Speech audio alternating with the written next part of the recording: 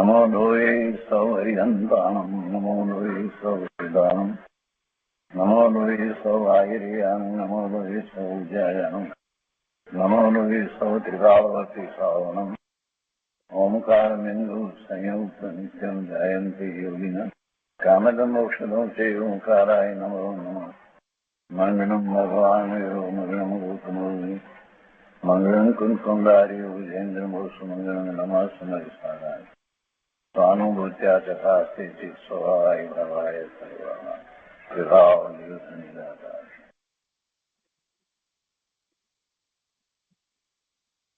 स्वामी कार्तिकेय अनुप्रेक्षा શુભચંદ્રાચાર્યની ટીકા અને જયચંદજી છાબડાના ભાવાર્થ સહિત આપણે સ્વામી કાર્તિકેય અનુપ્રેક્ષાનો સ્વાધ્યાય કરી રહ્યા છીએ અને એમાંથી પૂજ્ય ગુરુદેવ આપણને પ્રયોજનભૂત વાત સમજાવી રહ્યા છે.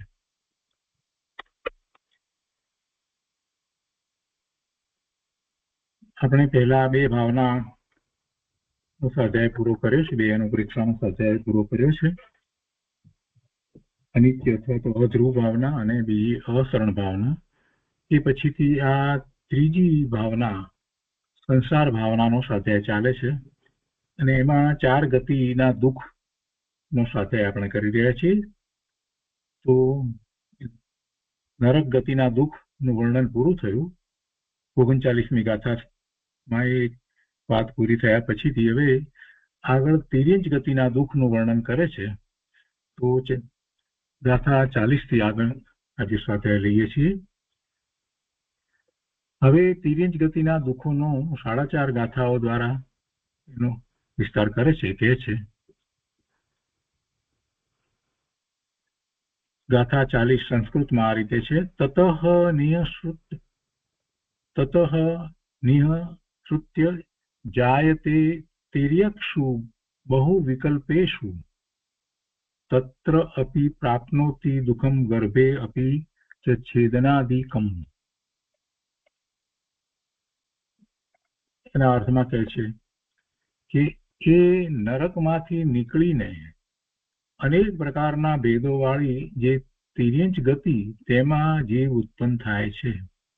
જો નરક ગતિનું વર્ણન પૂરું થયું ને પછી આ તિર્યંચ ગતિનું વર્ણન લીધું છે. ક્રમ પણ એવી જ રીતે લીધો છે. નરકમાંથી નીકળી અને એ તિર્યંચમાં જાય. નરકમાંથી નીકળી અને અનેક પ્રકારના ભેદો વાળી જે તિર્યંચ ગતિ તેમાં જીવ ઉત્પન્ન થાય છે. ત્યાં પણ ગર્ભમાં તે દુઃખ પામે છે અને અપી શબ્દથી સમૂર્છન થઈ છેદન આદિકના દુઃખ પામે છે. સમૂર્છન ગતિમાં જાય છે તો પણ એટલે બધું એ તિર્યંચની અંદર આવ્યું. તિર્યંચ ગતિની અંદર એ બધી વાત આવી જાય છે. અને એ પછીથી 41મી ગાથા છે એમાં કહે છે કે તિર્યંગભિ ખાદ્યમાનઃ દુષ્ટ મનુષ્યૈ હન્યમાનઃ અપી સર્વત્ર અપી સંસ્ત્રસ્તઃ ભય દુઃખમ વિષહતે દિમમ. અને એના અર્થમાં કહે છે કે એ તિર્યંચ ગતિમાં જીવ સિંહ વાઘ આદિ વડે ભક્ષણ થતો તથા દુષ્ટ મનુષ્ય મ્લેચ્છ પારધી માછીમાર આદિ વડે માર્યો જતો થકો સર્વ ઠેકાણે ત્રાસ યુક્ત બની રૌદ્ર ભયાનક દુઃખોને અતિશય સહન કરે છે. અહીંયા નરકમાંથી ઉત્પન્ન થાય છે એની વાત લીધી 40મી ગાથામાં અને એમાં પણ એને દુઃખ છે. જન્મ થાય છે ત્યાંથી જ ગર્ભમાંથી જ એને તો દુઃખ છે એ વાત લીધી. અને 41મી ગાથાની અંદર અહીંયા એ ગતિની અંદર બીજા એવા જે તિર્યંચ એવા હિંસક અથવા તો મનુષ્ય દ્વારા એવા પારધી માછીમાર વગેરે દ્વારા એની હિંસા થાય અથવા તો એને ત્રાસ થાય એની વાત કરી. એ બધા સર્વ ઠેકાણે ત્રાસયુક્ત બની રૌદ્ર ભયાનક દુઃખોને અતિશય સહન કરે છે. જ્યારે એ ત્રાસ એની ઉપર થાય છે ત્યારે એને પણ સામો એવો ભાવ થાય છે એટલે એને પણ એવા રૌદ્ર ભાવ પણ થાય છે. પણ છેવટે રૌદ્ર ભાવ થાય, ગુસ્સો કરીએ આપણે, તિરસ્કાર કરીએ, દ્વેષ કરીએ, એ બધાથી દુઃખ કોને થાય છે? એ કરનારને જ થાય છે ને, એટલે એ જીવને જ દુઃખ થાય છે ને. હરણ ઉપર સિંહ તરાપ મારે છે અને ભલે હરણ કઈ કરી નથી શકતું, પણ અંદરમાં તો એને ત્રાસ થાય છે. તો ત્રાસની સાથે એનો જે ભાવ જે છે કેવો હોય?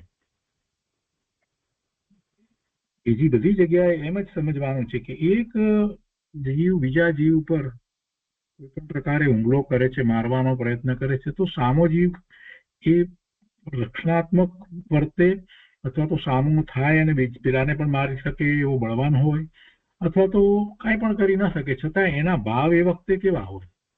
એને કઈ મરવાના ભાવ કે ત્રાસ પામવાના ભાવ તો હોય નહીં. એટલે એ સામો એવો બળિયો થવાનો પ્રયત્ન કરે છે, અને એ વખતે એને જે ભાવ જે થાય છે તો દ્વેષના ભાવ, તિરસ્કારના ભાવ, ક્રોધના ભાવ, એવા જ ભાવ થાય ને.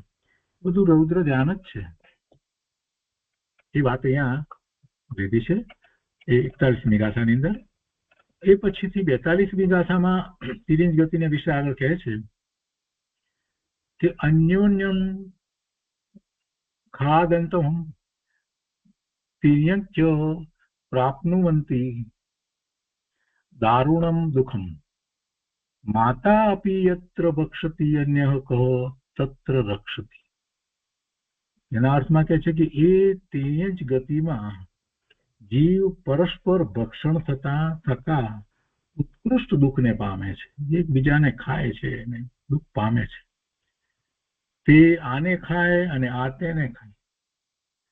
જ્યાં જેના ગર્ભમાં ઉત્પન્ન થયો છે એવી માતા પણ પુત્રને, એના સંતાનને ભક્ષણ કરી જાય. સાપ અને પછી કૂતરી ને એવી સાપણી હોય છે, કેટલાય બધા એના જે સંતાન સાપ જે છે તો એનું ભક્ષણ કરી જાય છે. કૂતરીને પણ જો સમયસર ખોરાક આપવામાં ના આવે તો એના જે બચ્ચા છે એને એકાદ બેને તો ખાઈ જાય છે. એટલે એ વાત અહીંયા લીધી છે કે એ તિર્યંચ ગતિની અંદર કેવું થાય છે? ગર્ભમાં ઉત્પન્ન થયો છે એવી માતા પણ પુત્રને ભક્ષણ કરી જાય તો પછી અન્ય કોણ રક્ષણ કરે? કોણ એનું રક્ષણ કરે? એટલે એ રક્ષાયેલ પણ નથી. આ તિર્યંચ ગતિના દુઃખોની વાત છે. બીજા પ્રાણીઓ તો એનું ભક્ષણ કરી જાય, એને મારે એ તો ઠીક છે, પણ અહીંયા તો એમ કે છે કે એના જ માતા પણ પુત્ર એટલે કે એના સંતાનને ભક્ષણ કરી જાય. અને એ પછીથી 43મી ગાથાની અંદર કહે છે આગળ તિર્યંચ ગતિના દુઃખોનું વર્ણન કરતા કે તીવ્ર તૃષયા તૃષિત તીવ્ર બુભુક્ષયા ભુક્ષિત સન તીવ્રમ પ્રાપ્નોતિ દુઃખમ ઉદરહુતાશેન ગ્રહ્યમાન. એનો અર્થ છે કે એ તિર્યંચ ગતિમાં જીવ તીવ્ર તરસથી તૃષાતુર તથા તીવ્ર ભૂખથી ક્ષુધાતુર થયો થકો, તેમજ ઉદરાગ્નિથી બળતો થકો ઘણા તીવ્ર દુઃખ પામે છે. ખાવાનું મળે નહીં, પાણી મળે નહીં, અને ભટકે, તડકા બધું સહન કરે, વરસાદ આ તે બધું. અને બીજા જીવો એ પાછા ડરી ડરીને રહેવાનું જંગલની અંદર. નાના જીવને બીજો જીવ મારતો હોય, કારણ વગર મારતો હોય, એમાં બિચારો ડયા જ કરે. એવી રીતે જીવો જીવતા હશે. જરા 5 મિનિટ આપણે એ જંગલમાં રહેતા જીવોનો જરા વિચાર કરીએ ત્યારે ખ્યાલ આવે છે કે તિર્યંચ ગતિના દુઃખો કેટલા. કોઈ અનુકૂળતા તો છે જ નહીં, પણ પ્રતિકૂળતા, ભય અને પાછું ભૂખ અને તરસ એ બધાથી. અને એમાં પણ પાછા રોગ થયા તો કોણ એની સારવાર કરે ને કોણ એને બચાવે? તીવ્ર પીડામાં ને પીડામાં એ જીવ છોડે છે. આ બધી વાતનો વિચાર કરીએ તો આપણને ખ્યાલ આવે છે કે તિર્યંચ ગતિના દુઃખો કેવા છે. પણ એ સૌથી મોટી વાત તો એ છે કે એમાં એ ધર્મ પામે નહીં. એમાં એ ધર્મ ક્યાંથી પામે? તિર્યંચ ગતિમાં ગયેલો જીવ ધર્મ ક્યાંથી પામે? એ સૌથી મોટી વાત તો એ છે, દુઃખની વાત તો એ છે. અને હવે એ 44મી ગાથાની અંદર એ કથનને સંકોચે છે. તિર્યંચ ગતિના દુઃખના કથનને સંકોચતા 44મી ગાથામાં કહે છે કે એવમ બહુ પ્રકારમ દુઃખમ વિષહતે તિર્યગ્યોનિષુ તતઃ નિયસૃત્ય લબ્ધિ અપૂર્ણ નરહ ભવતી. એ પ્રમાણે પૂર્વોક્ત પ્રકારથી તિર્યંચ યોનિમાં જીવ અનેક પ્રકારથી દુઃખ પામે છે અને તેને સહે છે. એ તિર્યંચ ગતિમાંથી નીકળી કદાચિત મનુષ્ય થાય તો કેવો થાય? આ તિર્યંચ ગતિમાંથી નીકળીને મનુષ્ય થવું તો અઘરું છે, પાછો તિર્યંચમાં જાય અને કેટલીક વખત તો એવું થાય કે તિર્યંચમાંથી નરકમાં પણ જાય. એ તિર્યંચ ગતિમાંથી જો કદાચ મનુષ્ય થાય તો કેવો થાય? કે છે કે લબ્ધિ અપર્યાપ્ત, કે જ્યાં પર્યાપ્તિ પૂરી જ ન થાય, એની પર્યાપ્તિ પૂરી ન થઈ હોય એવો લબ્ધિ અપર્યાપ્ત હોય એવો થાય. અને પછી હવે મનુષ્ય ગતિના જે દુઃખો છે એ 12 ગાથાઓ દ્વારા કહે છે અને ત્યાં પ્રથમ જ ગર્ભમાં ઉપજે તે અવસ્થાની વાત કરે છે, તો એ આપણે પછી લઈએ. આ તિર્યંચ ગતિના દુઃખની વાત જે છે તેની ઉપર પૂજ્ય ગુરુદેવ કાનજી સ્વામીએ જે વિસ્તાર કર્યો છે તે બહુ ટૂંકો વિસ્તાર છે, તે આપણે પહેલા લઈએ છીએ. ગાથા 40ના અર્થ પછીથી પૂજ્ય ગુરુદેવ એનો વિસ્તાર કરતા કહે છે કે હરણ થયું હોય અને સિંહ આવી અને ઝપટ મારી એને મારી નાખે અને ખાઈ જાય. સિંહ વાઘ થયો હોય ત્યાં શિકારી એને ગોળીથી મીંધી નાખે. એ ભલે સિંહ થયો હોય કે વાઘ થયો કે દીપડો થયો હોય, પણ આ જો ને મનુષ્ય શિકારી જે હોય છે એ કારણ વગર શિકાર કરવા જાય, એવો શિકારનો શોખ હોય. એ શિકાર કઈ એમને નથી થતો. શિકારને માટે તો કેટલા બધા પૈસાનો ખર્ચ કરે, જંગલમાં જાય. અને ખ્યાલ છે ઘણા વર્ષો પહેલાની વાત છે, લગભગ 60-65 વર્ષ પહેલાની વાત છે. તો એ વખતે એવા કુછ નવાબના સગા હતા, એ અમુક સમયે એમ શિકાર કરવા જતા. અને શિકાર કરવા જાય તો એ સમયની અંદર 25-30 હજાર રૂપિયાનો ખર્ચો કરતા.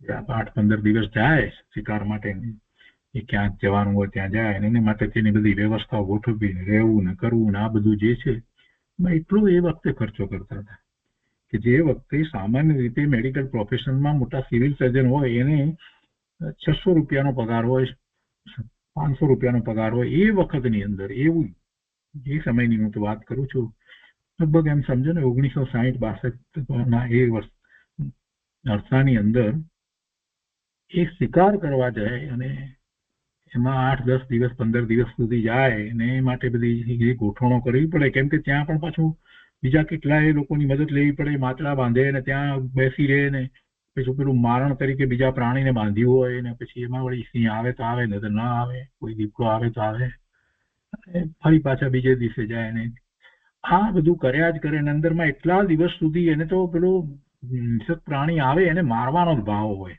કે બસ જો સિંહ આવે તો હું સિંહનો શિકાર કરું. અને એમાં તો પાછું એટલું બધા પોરખાય કે અંદરમાં આવા એમ કે હિંસક પ્રાણીનો અમે શિકાર કર્યો અને પછી એની સાથે એ ફોટો પડાવે. ગન લઈને ગયા હોય, ગન આમ રાખીને એની પર સાથે ફોટો પડાવે.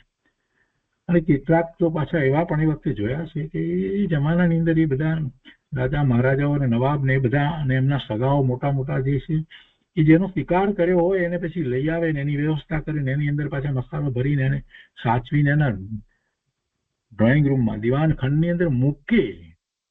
કેટલાક લોકો માથા કાપીને એમને ભીંત ઉપર લટકાવે.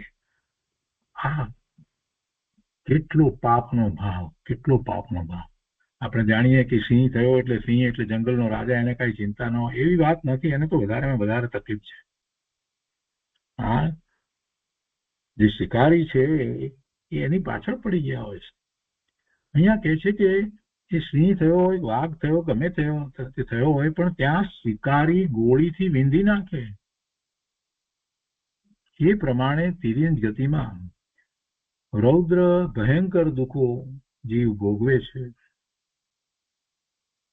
ચૈતન્ય સત્તાના ભાન વિના જીવ આવા દુઃખો ભોગવે છે. જો મરણ તો જ્યારે થવાનું હોય ત્યારે થાય. તિર્યંચને પણ જેટલું આયુષ્ય હોય એટલું જ હોય અને મરવાનું કોઈ પણ નિમિત્ત કારણ તો હોય. એ વાત તો સમજાય એવી છે, બધાને માટે છે, તિર્યંચને માટે પણ એમ છે. એનું આયુષ્ય પૂરું થાય ત્યારે એને કોઈ ગોળીથી મારી નાખે કે એને રોગ થાય ને મરી જાય કે કોઈ બીજું પ્રાણી એને મારી નાખે, એ બધી વાત જે છે એમાં ખરેખર તો એનું એટલું આયુષ્ય હોય ત્યાં સુધી જે એનું જીવન હોય એ શરીર સાથે રહેવાનું થાય, એ ગતિમાં રહેવાનું થાય. એટલે એ વાત તો બરાબર છે, એમ હોય આપણે સમજી શકીએ છીએ. પણ દુઃખ કેટલું બધું છે, એ દુઃખ શેનું છે? દુઃખ શેનું છે?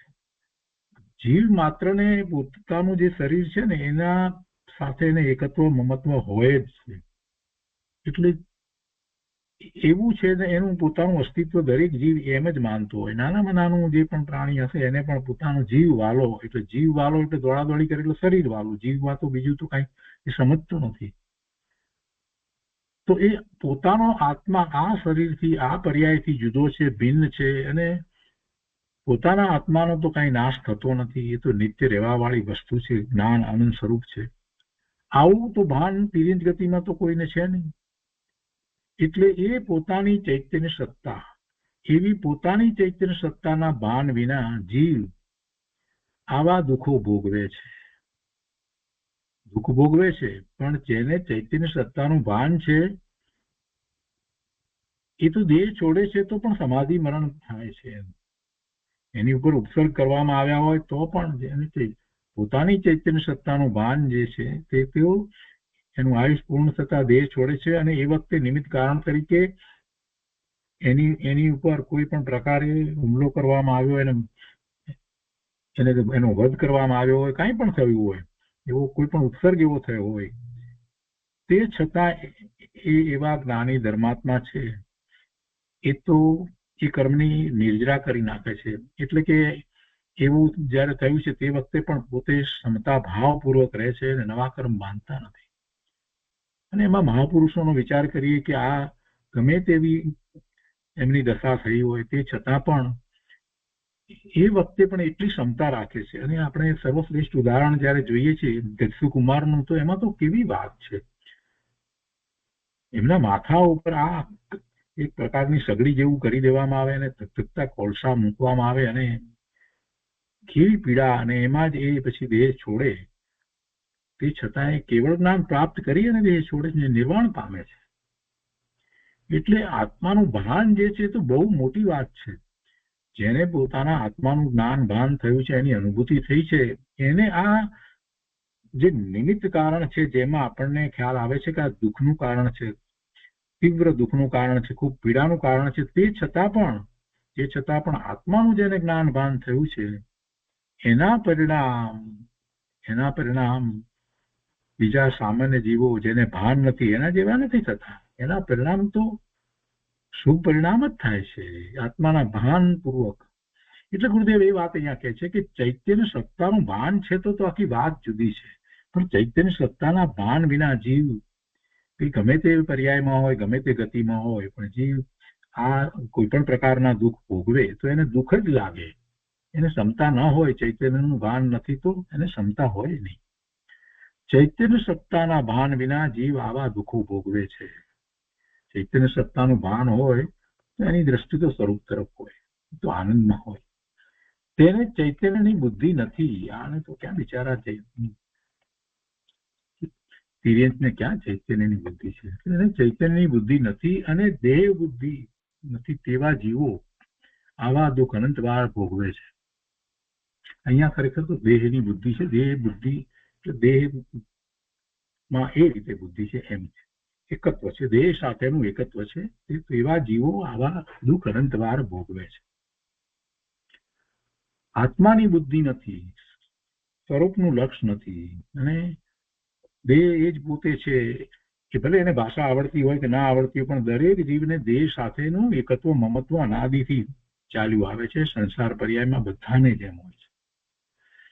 એટલે આત્માના ભાન વિના આવા દુઃખો ભોગવે છે, અને એવા દુઃખ ભોગવે છે એ વખતે એને આર્ત ધ્યાન વગેરે જે થાય છે, દ્વેષ ભાવ વગેરે જે થાય છે, એમાં એને એવા કર્મ બંધાઈ જાય છે કે જેથી ફરી પાછો એને બીજો ભવ કરવો પડે. ધર્મીને તો ચૈતન્યના આનંદનું ભાન છે. તે ચૈતન્યના ભાન સહિત આવી ભાવના ભાવે છે. કેવી ભાવના ભાવે છે? ચૈતન્યના આનંદ સહિત કે આ દેહ મારો નથી, એનાથી જુદો હું ભિન્ન છું, અને મારું આ દેહ સાથે આટલો સમય જ રહેવાનું હતું તો એટલો સમય જ રહેવાનું થયું છે, અને એ દેહ છૂટશે એ દેહ છૂટી જશે અને બીજો દેહ પ્રાપ્ત થશે. પણ મારે તો હવે બહુ દેહ પ્રાપ્ત કરવા જ નથી, મારે ઘણા ભવ કરવા નથી, ઘણા દેહ જોઈતા જ નથી. જન્મ મરણના દુઃખોથી હવે તો મારે પાર ઉતરવું છે, એની તો એવી ભાવના હોય છે. તો એ રીતે આ 41મી ગાથાની વાત થઈ. હવે એ પછીથી 43મી ગાથામાં આગળ કહે છે,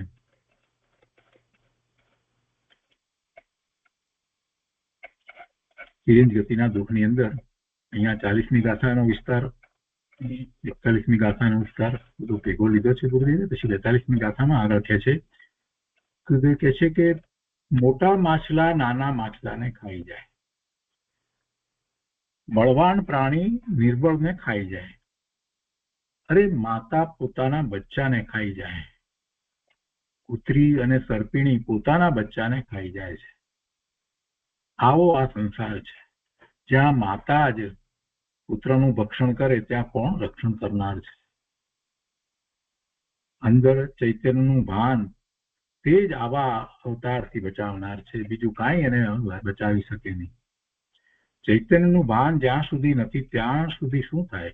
તિર્યંજમાં કોઈકને જે કરોડોમાં કોઈક જીવને જે પૂર્વનું આરાધક હોય તો એમાં એને આવા દુઃખનો પ્રસંગ આવે ત્યારે એને પોતાનું વાત કંઈક સ્મરણમાં આવી જાય કે કોઈક રીતે, તો એને ત્યાં સમ્યક દર્શન થાય.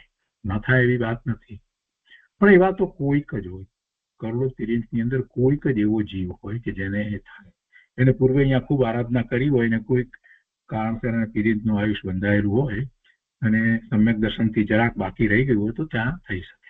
પણ મોટા ભાગે શું થાય છે એની અહીંયા તો વાત છે. ગતિની અંદર શું થાય સામાન્ય આપણે એ વિચાર કરીએ છીએ, અને એ જ વાત ગુરુદેવ અહીંયા 40મી ગાથાથી શરૂ કરીને વાત લીધી છે. અને પહેલી વાત અહીંયા ગર્ભની વાત જે 40મી ગાથામાં કહેવામાં આવી કે ગર્ભમાં આવે ત્યાંથી જે દુઃખી થઈ જાય છે, અને ત્યાર પછીથી આ બીજા પ્રાણી જે છે એ એને મારી નાખે વગેરેની વાત લીધી છે, અને પેલા શિકારી જે ગોળીથી વિધી નાખે એની વાત લીધી છે. એ બધી દુઃખની વાતો લેવામાં આવી.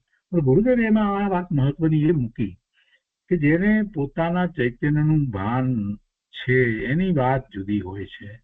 એટલે આ જીવોને, તિર્યંજ ગતિમાં જીવોને ચૈતન્યનું ભાન નથી એટલે એ દુઃખ ભોગવે છે. ધર્મીને તો ચૈતન્યના આનંદનું ભાન છે, તે ચૈતન્યના ભાન સહિત આ ભાવના, એટલે અત્યારે જે ભાવનાની આપણે વાત કરી રહ્યા છીએ સંસાર ભાવનાની, એ ભાવના ભાવે છે. અને પછી અહીંયા તિર્યંજ ગતિમાં એને કોણ બચાવે? જ્યારે એ માતા સત જે છે, જે સંતાનની માતા જે છે એ જ એનું સંતાનનું ભક્ષણ કરે તો પછી એને કોણ બચાવે? એમ કહી અને એમને કોઈ બચાવી શકે, એમને કોઈ શરણ નથી હોતું. એ વાત અહીંયા ગાથાની વાતને ગુરુદેવે લીધી. અને પછી કહે છે કે અંદર ચૈતન્યનું ભાન તે જ આવા અવતારથી બચાવનાર છે. એટલે મૂળ વાત તો એ છે કે તમને આવો અવતાર જ ન થવો જોઈએ. એ અવતારથી બચે, એ અવતાર એટલે જે તિર્યંજ ગતિથી બચે તો જ વાત બને. બાકી તિર્યંજ ગતિમાં જઈ અને પછી રક્ષણની વાત કરીએ અને ધર્મની વાત કરીએ તો ક્યાંથી થવાનું છે? એ ગતિમાં જ ન જવું, એમ ગુરુદેવ કહે છે કે એ ગતિમાં ન જાય. મનુષ્ય ગતિની અંદર જે છે એને જયારે અવકાશ મળે છે, દેવ ગતિમાં પણ એને એવો અવકાશ મળે છે ધર્મ પામવાનો, તો ત્યારે જ એને સમજી જવાનું છે અંદર ચૈતન્યનું ભાન તે જ આવા અવતારથી બચાવનાર છે. અને એવું ભાન ક્યારે થાય? જ્યારે એને સમજ છે, સાચી સમજ છે, એની પચેન્દ્રિય મનુષ્ય કે દેવ થયો છે, ત્યારે એને એવા પ્રસંગો પણ પ્રાપ્ત થાય, નિમિત્તો પણ પ્રાપ્ત થાય છે. તો ત્યારે એને એ કાર્ય કરી લેવું જોઈએ, ચૈતન્યનું ભાન કરી લેવું જોઈએ. તો એ નરકમાં કે તિર્યંજની ગતિમાં જાય નહીં, બીજો તો કોઈ રસ્તો નથી. અને પછી 43મી ગાથા વિસ્તારમાં તો બહુ ટૂંકો વિસ્તાર કરતા ગુરુદેવ કહે છે કે આત્મા અનાદિ અનંત છે,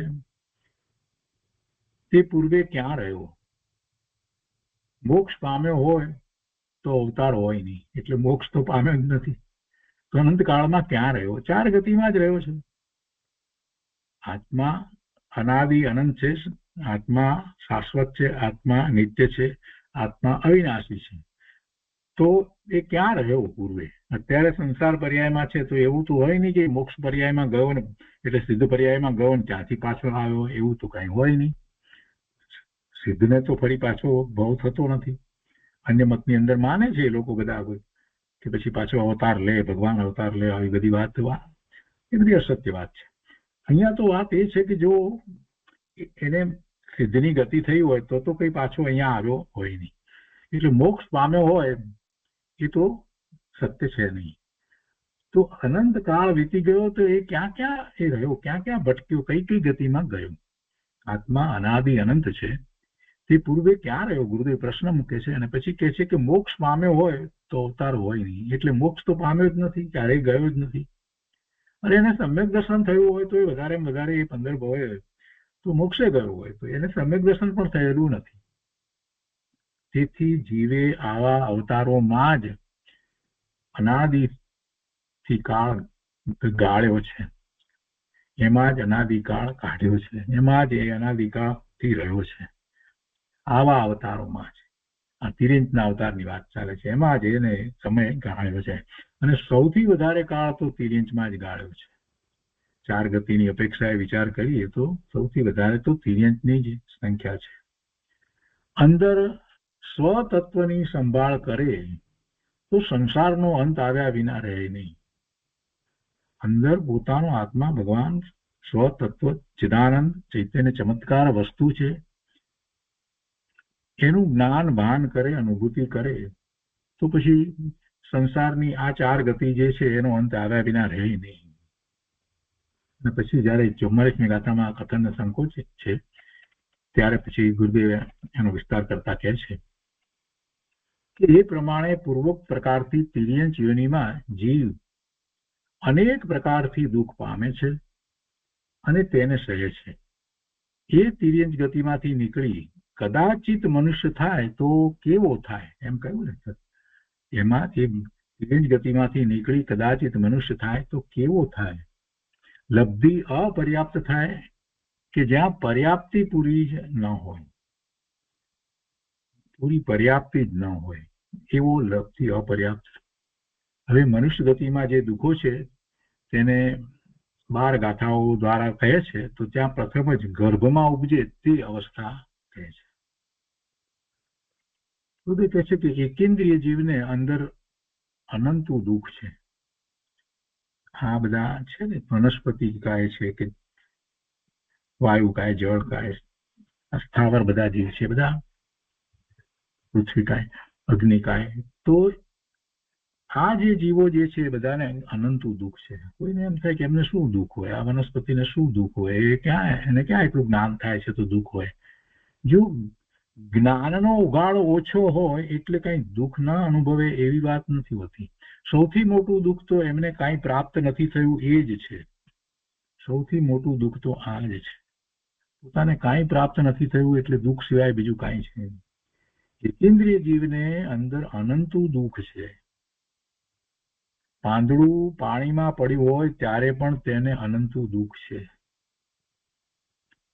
આ વાત નથી સમજાતી, ઘણાને વાત નથી સમજાતી કે આ બધાને શું દુઃખ હોય. તો કેટલાક તો એને જીવે માનતા નથી. વનસ્પતિ કાય, એ તો કાયા છે, વનસ્પતિ તો કાય છે, પણ એની કાયા સાથે રહેલો જીવ તો ભગવાન આત્મા છે ને. એને જ્ઞાનનો ઉગાડ ઓછો છે પણ એ દુઃખી તો છે, દુઃખને તો અનુભવે છે, દુઃખને તો એ અનુભવે છે. દુઃખ માટે મન વાણી કાયાની વાત કરીએ છીએ તો એનાથી જ દુઃખને અનુભવે છે એવી કોઈ વાત નથી. મન ન હોય, વાણી ન હોય તો શું દુઃખને અનુભવે નહીં? એવી ક્યાં વાત જ છે.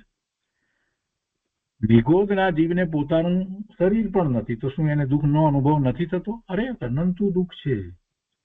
લોકોને આ વાત નથી સમજાતી. જૈન દર્શનનું આ સૂક્ષ્મ વિજ્ઞાન છે, વિશેષ વિજ્ઞાન જે છે એ જ સમજવા જેવું છે કે દુઃખ કેવી રીતે છે, દુઃખ કેવી રીતે અનુભવાય છે. નિગોદના જીવને એનું પોતાનું શરીર પણ નથી, વાણી નથી, મન નથી, વાણી નથી, કાયા નથી. એક શરીરની અંદર તો કેટલા બધા જીવો રહે છે પણ એને દુઃખ કેટલું બધું છે. આપણે શ્વાસ લઈને મૂકીએ એટલામાં એના 18 ભવ થાય, જન્મ મરણ જન્મ મરણ જન્મ મરણ. આ તો જન્મ મરણ જે છે એ એનું ખૂબ દુઃખ છે. ને એટલી ઝડપથી જન્મ મરણ થાય, એટલી ઝડપથી જન્મ મરણ થાય. દુઃખ દુઃખ દુઃખ દુઃખ દુઃખ દુઃખ, બીજું કાંઈ જ નહીં. ગુરુદેવ કહે છે કે એકેન્દ્રિય જીવને અંદર અનંતું દુઃખ છે. પાંદડું પાણીમાં પડ્યું હોય ત્યારે પણ તેને અનંતું દુઃખ છે. આવી તિર્યંચ ગતિમાંથી નીકળીને કોઈ જીવો તો અપર્યાપ્તપણે મનુષ્ય ગતિમાં ઉપજે છે, પૂરી પર્યાપ્તિ જ ન હોય તો ત્યાં ગર્ભમાં ને ગર્ભમાં જ તેનું મૃત્યુ થઈ જાય છે. મનુષ્ય ગતિમાં પણ કેવા કેવા દુઃખ છે તે હવે વર્ણવશે. તો આ અપર્યાપ્તપણે ઉપજે એની એક વાત લીધી તિર્યક ગતિમાંથી, અને પછી પર્યાપ્તપણે પણ ઉપજે. પણ પર્યાપ્તપણે ઉપજે છે, જન્મ થાય છે તો પણ એને કેટલા દુઃખ છે એની પછી હવે બધી આગળ વાત કરશે. અહીંયા ગુરુદેવ કહે છે કે સંયોગ રહિત પોતાના જ્ઞાન આનંદ સ્વભાવની દ્રષ્ટિપૂર્વક, સંયોગ રહિત પોતાના જ્ઞાન આનંદ સ્વભાવની દ્રષ્ટિપૂર્વક જ્ઞાની ક્ષણે ક્ષણે આવી ભાવના ભાવી અને વૈરાગ્યની વૃદ્ધિ કરે છે, એટલે તેને શુદ્ધતા વધતા નેજરા થાય છે. આ 12 અનુપ્રેક્ષા 12 ભાવના કોણ ભાવે છે? એ જ્ઞાની ધર્મી એવી ભાવના ભાવે છે. તીર્થંકર ભગવાનનો જીવ છે, દીક્ષા લેતા પહેલા એ આવી ભાવના ભાવે છે. અહીંયા એ કહે છે કે સંયોગ રહિત પોતાના જ્ઞાન આનંદ સ્વભાવની દ્રષ્ટિપૂર્વક, પોતાનો જ્ઞાન આનંદ સ્વભાવ છે એને કોઈ સંયોગ છે નહીં. પોતાનો જ્ઞાન આનંદ સ્વભાવ છે એને સંયોગ નથી. સંયોગ એ નવી વસ્તુ છે. સંયોગ ભૂતાર્થ નથી, સંયોગ અભૂતાર્થ છે. નવા નવા થાય છે. સંયોગ થાય છે એમાં જીવનો પોતાનો દોષ છે એટલે સંયોગ ઉત્પન્ન થાય છે, પણ એ આત્માનું સ્વરૂપ નથી. આત્માના કોઈ ગુણને કારણે કોઈ સંયોગ નથી. એટલે ભગવાન આત્મા તો સંયોગ રહિત જ છે. સંયોગ રહિત પોતાના કેવો સ્વભાવ? જ્ઞાન આનંદ સ્વભાવ. એની દ્રષ્ટિ એટલે કે એની શ્રદ્ધા, એની અનુભૂતિ, એવા પોતાના સ્વભાવની દ્રષ્ટિપૂર્વક, એની અનુભૂતિપૂર્વક જ્ઞાની એ ક્ષણે ક્ષણે આ અનુપ્રેક્ષા, આ 12 ભાવના ભાવી અને વૈરાગ્યની વૃદ્ધિ કરે છે, એટલે તેને શુદ્ધતા વધતા ઘણી નિદ્રા થાય છે. અને પછીથી હવે મનુષ્ય ગતિના દુઃખોની વાત જે છે તે 45મી ગાથામાં કરે છે. આપણે 45મી ગાથા લઈએ છીએ. હવે મનુષ્ય ગતિના જે દુઃખો છે તેને 12 ગાથાઓ દ્વારા કહે છે. તો ત્યાં પ્રથમ જ ગર્ભમાં ઉપજે તે અવસ્થા કહે છે મનુષ્ય ગતિના દુઃખો. ગાથા 45. અથ ગર્ભે અપી ચ જાયતે તત્ર અપી નિવડીકૃત અંગ પ્રત્યગમ વિષહતે તીવ્રમ દુઃખમ નિર્ગચ્છન અપી યોનિત. એના અર્થમાં કહે છે અથવા ગર્ભમાં ઉપજે, ત્યાં જે વાત કરી ને તિર્યક ગતિમાં, અને પછી છેલ્લે અનુસંધાન કરતા વાત એ રીતે આખી લીધી. એને સંકોચતા, સંકોચતા એમ કહ્યું ને કે પછી ઉપજે, મનુષ્ય ગતિમાં ઉપજે તો અપર્યાપ્ત થાય એ વાત કરીને. એટલે એ સિવાય હવે કહે છે કે અથવા ગર્ભમાં ઉપજે તો ત્યાં પણ, પહેલા તો અપર્યાપ્તની વાત તો ત્યાં લઈ લીધી 44મી ગાથાની અંદર. એવો ઉપજે અપર્યાપ્ત હોય અને ગર્ભમાં જ એનું આયુષ પૂરું થઈ જાય, એટલું જ આયુષ હોય. પણ એમ ન થાય તો કહે છે કે અથવા ગર્ભમાં ઉપજે તો ત્યાં પણ હસ્તપાદ આદિ અંગ અને આંગળા આદિ પ્રત્યંગ એ બધા એકઠા સંકુચિત રહ્યા થકા જીવ દુઃખ સહે છે, અને ત્યાંથી યોની દ્વારે નીકળતા તે તીવ્ર દુઃખને સહન કરે છે. ગર્ભ અવસ્થાની અંદર જે રીતે એ જીવ રહે છે એમાં એને ઘણું દુઃખ હોય છે. કેવી રીતે સંકોચાઈની એટલી જગ્યાની અંદર એ રહ્યો છે અને એમાં જ વિકાસ પામતો જાય છે, તો એ દશા એની દુઃખની છે. એ અંદર દુઃખની દશામાં રહે છે. મનુષ્ય યોનિમાં 9.5 મહિના એ ગર્ભમાં રહે છે, તો એ વખતે 9.5 મહિના એ દુઃખમાં જ છે, અને પછી જન્મ વખતે પણ તીવ્ર દુઃખને સહન કરે છે.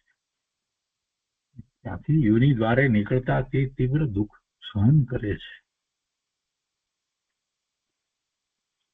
અને પછી આગળ કહે છે કે વળી તે કેવો થાય છે એની વાત 46મી ગાથામાં કરી છે. તો એમાં કહે છે કે બાલઃ અપી પિતૃત્યક્તઃ પરોતિષ્ઠસ્તેન વર્ધતે દુઃખિતઃ એવં યાચનશીલ ગમયતિ કાલમ મહાદુઃખમ.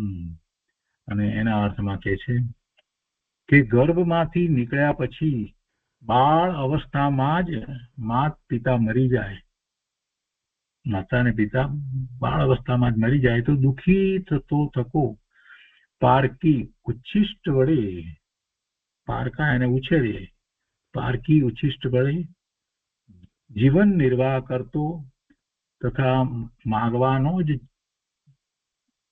છે સ્વભાવ જેનો એવો તે મહાદુઃખે કાળ નિર્ગમન કરે છે.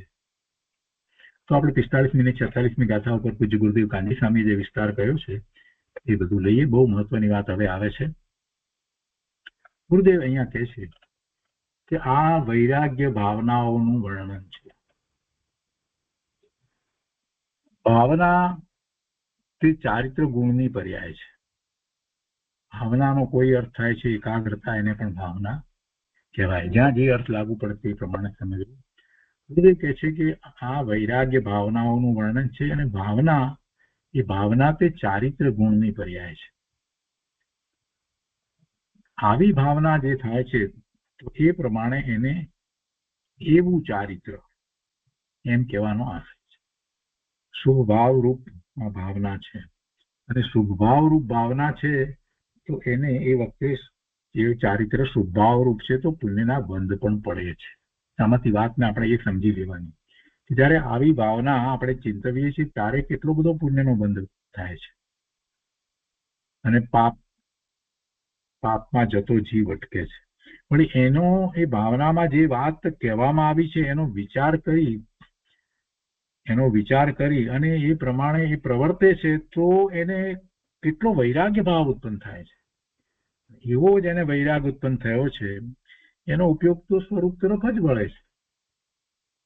એટલે જેને નિર્વિકલ્પ ધ્યાનમાં આત્માની અનુભૂતિ કરવી છે એને આવી વૈરાગ્ય ભાવનાઓ વારંવાર ચિંતવવી જોઈએ અને એમ કરી અને એને વૈરાગ્ય ઉત્પન્ન કરવો જોઈએ. જગતના પદાર્થો પ્રત્યે ઉદાસીનતાનો ભાવ અને પોતાના સ્વરૂપ પ્રત્યે ખૂબ ખૂબ અહોભાવ, આ કરવાનું છે. ગુરુદેવ કહે છે કે ભાવના તે ચારિત્ર ગુણની પર્યાય છે.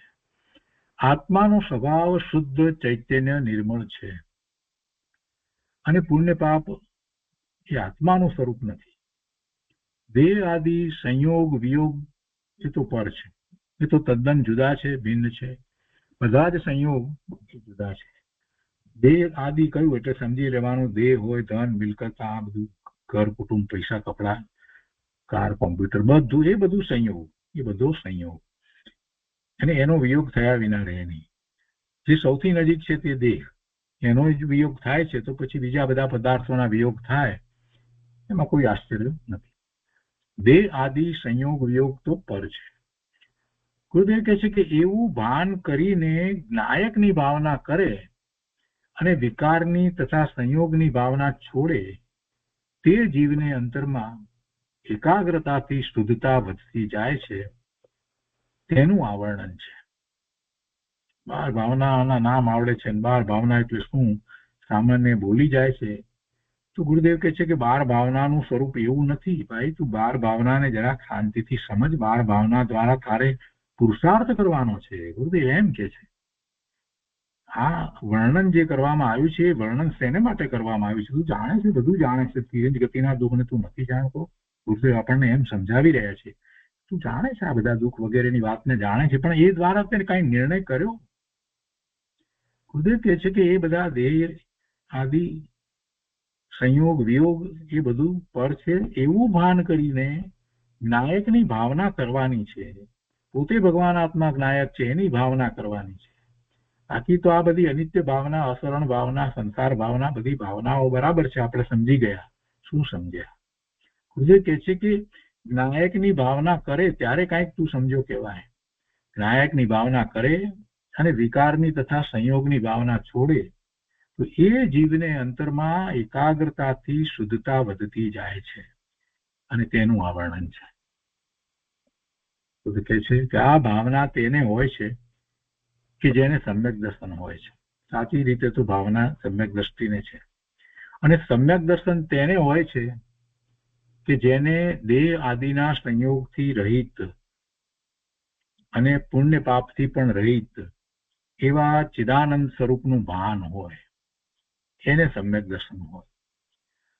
પોતાના ચિદાનંદ સ્વરૂપનું ભાન છે, એની અનુભૂતિ છે, એને સમ્યક દર્શન છે.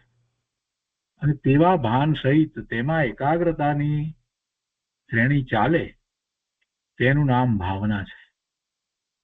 એવા ભાન સહિત આત્મામાં એકાગ્રતાની શ્રેણી ચાલે, માત્ર આમ એકાગ્રતા થઈને બહાર આવે એમ નહીં. ગુરુદેવ તો કહે છે કે એવી એકાગ્રતાની શ્રેણી ચાલે, સ્વરૂપમાં એકાગ્રતાની શ્રેણી ચાલે, તેનું નામ ભાવના છે, તેનું આ વર્ણન છે. જો ભાવના નિશ્ચયથી, આ 12 ભાવના જે છે એ નિશ્ચયથી કઈ રીતે હોય એ વાત ગુરુદેવ અહીંયા સમજાવે છે. 12 ભાવના નિશ્ચયથી કેવી રીતે સમજવી? આપણે વાંચીએ છીએ, વિચાર કરીએ છીએ, બધું એ તો વ્યવહાર થયો, પણ 12 ભાવનાનું નિશ્ચય સ્વરૂપ કેવું છે, એનું પ્રયોજન શું છે, એ પણ એમાંથી આપણને પ્રાપ્ત થાય છે.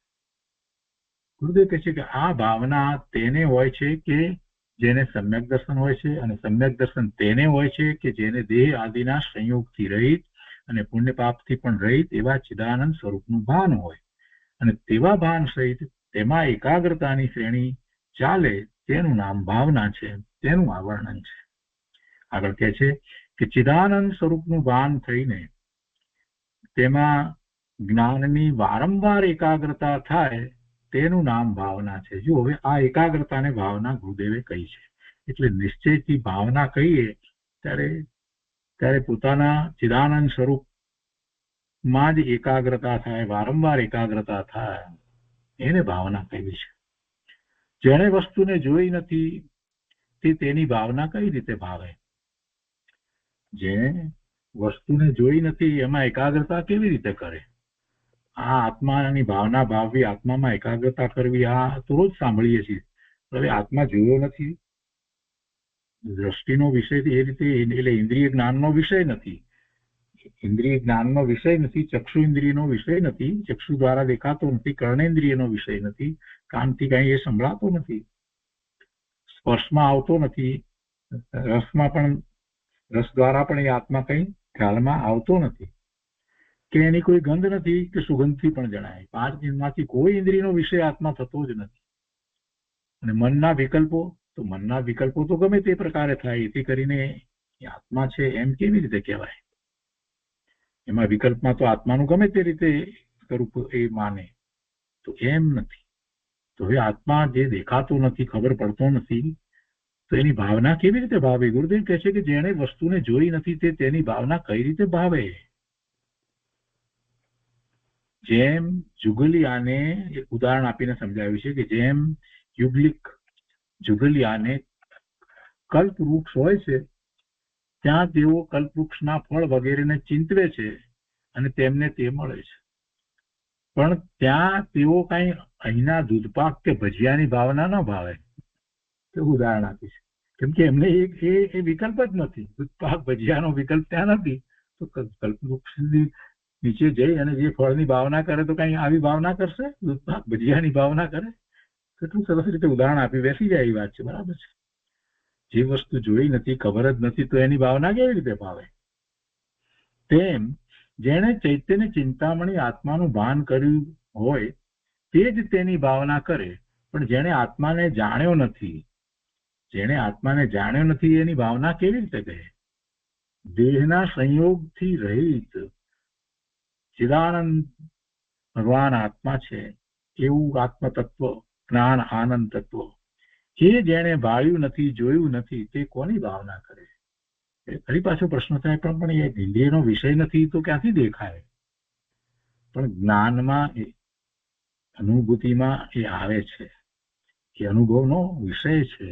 ભગવાન આત્મા અનુભવ દ્વારા જણાય છે. નમઃ સમય સારાય સ્વાનુભૂત્યા ચકાસે ચિત્ત સ્વભાવાય ભાવાય સર્વ ભાવાંતર છિદે. રોજ ગુરુદેવ બોલે છે ને, આપણે રોજ સાંભળીએ છીએ. શું કે છે? એ અનુભવમાં આવે એવો છે, અને જેણે એવો અનુભવ કર્યો છે એને ભાન છે. દેહના સંયોગથી રહિત ચિદાનંદ તત્વને જેણે ભાળ્યું નથી, જોયું નથી, તે કોની ભાવના કરે? તે તો સંયોગની અને વિકારની ભાવના ભાવે અને સંસારમાં રખડે. એમ જ થાય. પણ જેને ચૈતન્ય ચિંતામણી આત્માનું ભાન કર્યું હોય તે જ તેની ભાવના કરે.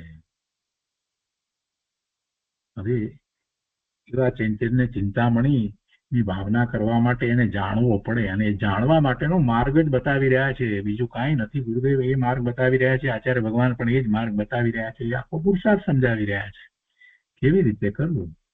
પહેલા તો શાસ્ત્રના અભ્યાસ દ્વારા એવો નિર્ણય કરવો, વર્તમાન પર્યાયમાં જેટલું એકત્વ જે છે એને ઘટાડતા ઘટાડતા છેવટે એને નિર્મૂળ કરી નાખવું.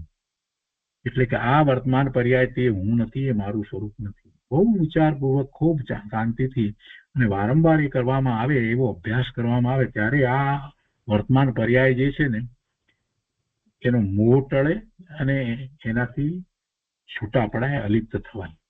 બહુ અઘરું છે. વારંવાર વારંવાર વારંવાર એ કરવું જ પડે.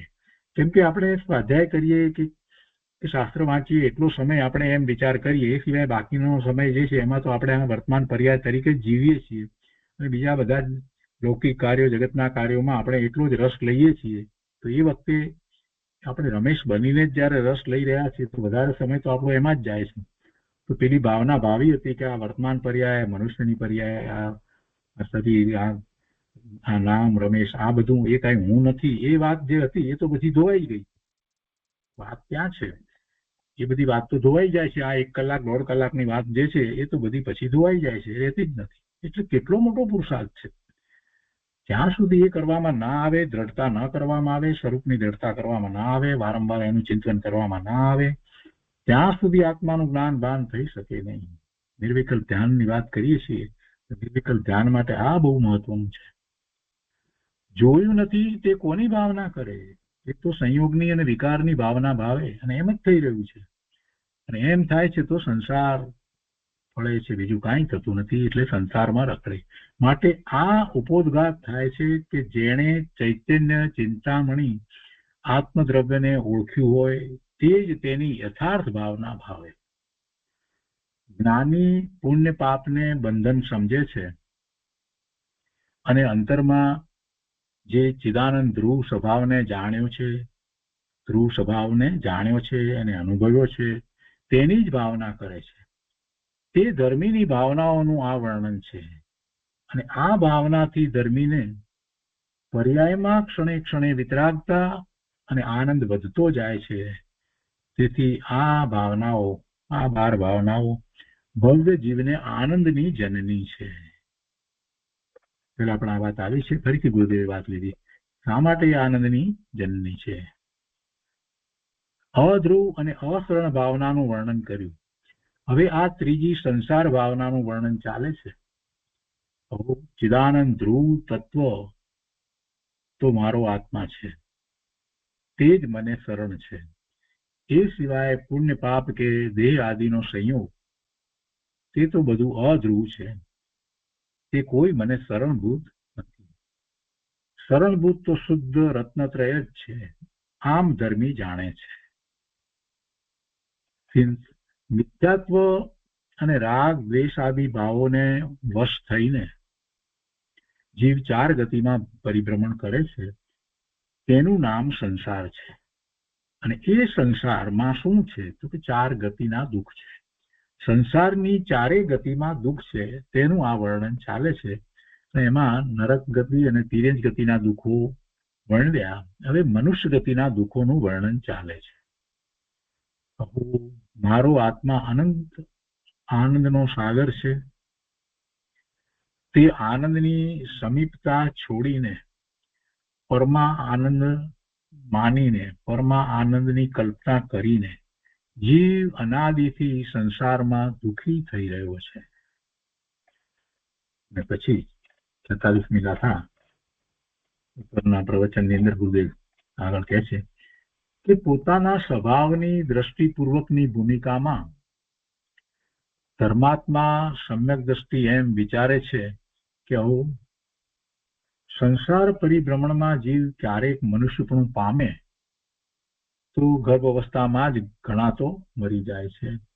48મી ગાથાની વાત લીધી. ગર્ભ અવસ્થામાં ઘણા તો મરી જાય છે. અને 46મી ગાથાની પણ વાત લે છે. ગર્ભમાંથી જન્મે તો કોઈના તો માતા પિતા બાલ્ય અવસ્થામાં જ મરી જાય છે. 46મી કહ્યું ને. અને કોઈકનો હોશિયાળો થઈ અને એઠું જૂઠું ખાઈ અને પેટ ભરે છે.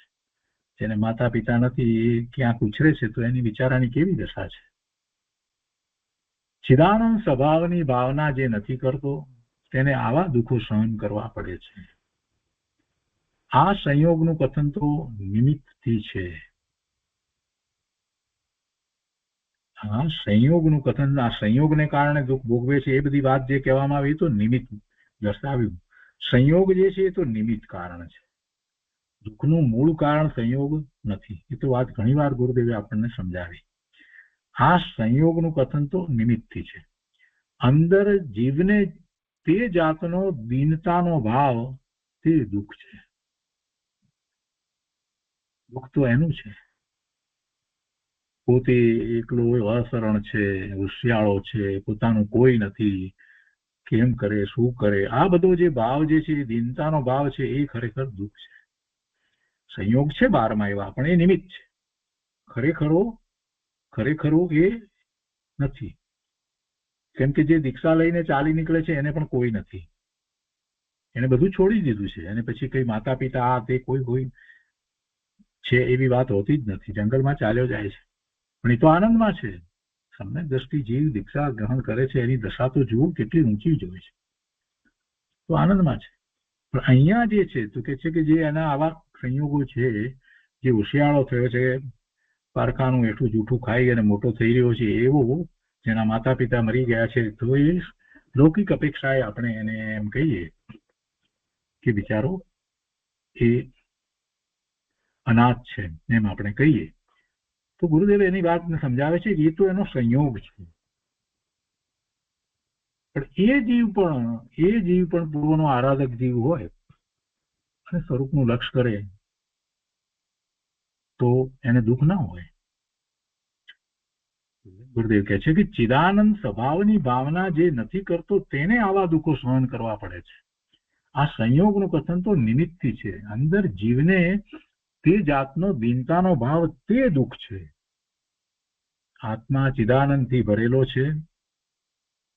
તેનું ભાન અને મહિમા જાણ્યા વિના જીવ દીનહીન થઈને જીવન પૂરું કરે છે. કોઈને પૈસાના ઢગલા હોય તો તે પણ મમતા ભાવથી દુઃખી જ છે. ચૈતન્ય ભગવાન પૂરા સ્વભાવથી ભરેલો છે. તેની દ્રષ્ટિ ભૂલીને બહારમાં માગણ થાય છે, માગે. ધર્મી કહે છે કે અમે તો અમારા સ્વભાવની દ્રષ્ટિથી પૂર્ણતાને સાધશું. અમે હવે આવા અવતાર કરવાના નથી. એ રીતે 46મી ગાથાનો વિસ્તાર પણ પૂરો થયો. અને પછી આગળ ગુરુદેવ બીજી બાકીની જે ગાથાઓ છે મનુષ્ય ગતિના દુઃખોની એનું વર્ણન કરશે. તો આજનો સ્વાધ્યાય આપણે અહીંયા સુધી રાખીએ છીએ, 46મી ગાથા સુધી.